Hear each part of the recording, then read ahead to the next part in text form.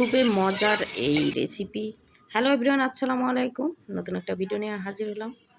দেখতে পাচ্ছেন ইলিশ, এটা বলে লোনা ইলিশ। আজকের আমার রেসিপি লোনা ইলিশ ভুনা, ভর্তাও বলতে পারেন, ভুনাও বলতে পারেন। তো মাছটা আমি কেটে নিলাম, আগে থেকেই কাটা ছিল, আর লবণে তো ভরা। তো আমি এই মাছগুলো গরম পানিতে ভিজিয়ে নেব। এখানে আমি গরম পানি নিয়েছি, বলক আসা পানি না। তো একে একে মাছগুলো আমি ডুবে রাখছি। আমি পুরো মাছটা নিয়েছি, শুধু মাথাটা নেই। তো মাছগুলো আমি 10 মিনিট ভিজে রাখবো গরম পানিতে। দেখুন মলাগুলো বের হয়ে যাচ্ছে, মাছের আঁশটা আছে, ওগুলা পরিষ্কার করে নেব। তো আমি সুন্দর করে গরম পানি থেকে উঠিয়ে পরিষ্কার করে নিয়েছি, মানে মাছের আঁশটাগুলা পরিষ্কার করে নিয়েছি। আর আমি 10 মিনিট নর্মাল পানিতে ভিজে রাখবো।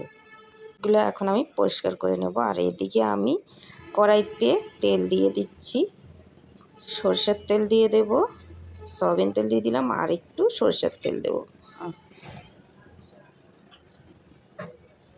এখন দিয়ে দেব আমি পেঁয়াজ ও রসুন। একটু আলোটা পড়েছে জানলা দিয়ে। পেঁয়াজ আর রসুন একটু তেলে ভেজে নেব। খুবই অল্প সময়ের এই রান্না। পেঁয়াজটা আমার ভাজা হয়ে গেছে, এখন দিয়ে দিলাম কাঁচামরিচ। এই ইলিশ মাছের রেসিপিটা কিন্তু একটু ঝাল ঝাল হলে বেশি ভালো লাগে। যারা ঝাল খেতে পারেন না তারা অল্প ঝাল দিবেন, আর যারা ঝাল পছন্দ করেন তারা একটু বেশি পরিমাণে ঝাল দিয়ে দিবেন। তো লবণ ছাড়া রান্না। আমি দিয়ে দিলাম হলুদ, আবারও বলছি লবণ ছাড়া রান্না। তো দিয়ে দিলাম আমি ইলিশ মাছ, মানে লোনা ইলিশগুলো দিয়ে দিলাম, দিয়ে ভেজে নিচ্ছি।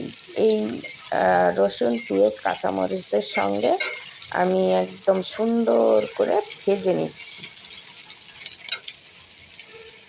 অনেকেই ভেজে নেয় আলাদাভাবে, আমি একসঙ্গেই সুন্দর করে ভেজে নিচ্ছি।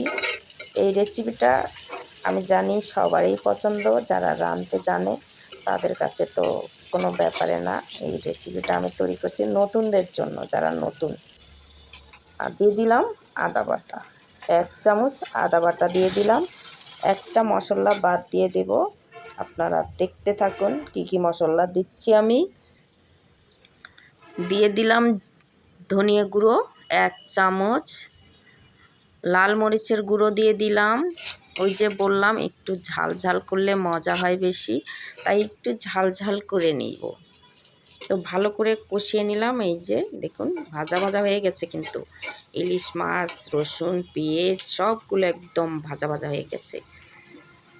এভাবে ভাজা ভাজা করে নিতে হবে, যাতে মাছের কাঁটাগুলো একদম মচমচে হয়ে যায়।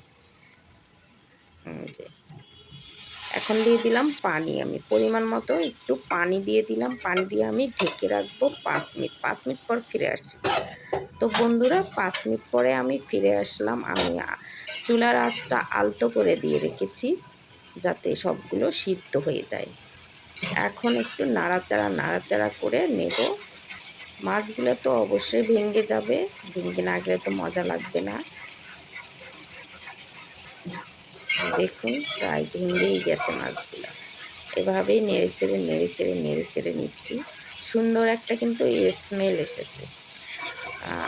অনেকে বলে ইলিশ মাছের শুটকি, আমি বলি যে লবণ দিয়ে রাখার জন্য এটা লোনা ইলিশ। তবে এর আগে আমি কখনোই খাইনি, আজকে প্রথম আমি লোনা ইলিশ রেসিপি রান্না করছি এবং খেয়ে দেখবো কেমন হয়েছে। অবশ্যই ভালো হবে ইনশাআল্লাহ। একদম অল্প সময় কম মশলা দিয়ে রান্না। হ্যাঁ বন্ধুরা, আমি যে মশলাটা দেই নেই সেটা জিরা। অবশ্যই জিরা দিবেন না এই রেসিপিটি। দেখুন সুন্দর কিন্তু হয়েছে, কালারটা একদম গোল্ডেন কালার আসছে, মচমচা হয়ে গেছে। নাড়তে নাড়তেই কিন্তু হয়ে যাবে। খুবই অল্প সময়ের এই লোনা ইলিশের রেসিপি আশা করি বাসায় তৈরি করে খেয়ে দেখবেন কতটা মজা। কেউ চাইলে একটু ঝোলও রাখতে পারেন, আমি কিন্তু ঝোল রাখলাম না, একদম শুকনা শুকনা ভাজা ভাজা করে নিলাম। দেখুন খুবই লোভনীয় হয়েছে। তো বন্ধুরা, যারা নতুন আছেন তারা ভিডিওটা দেখে শিখে নেবেন। আল্লাহ হাফেজ।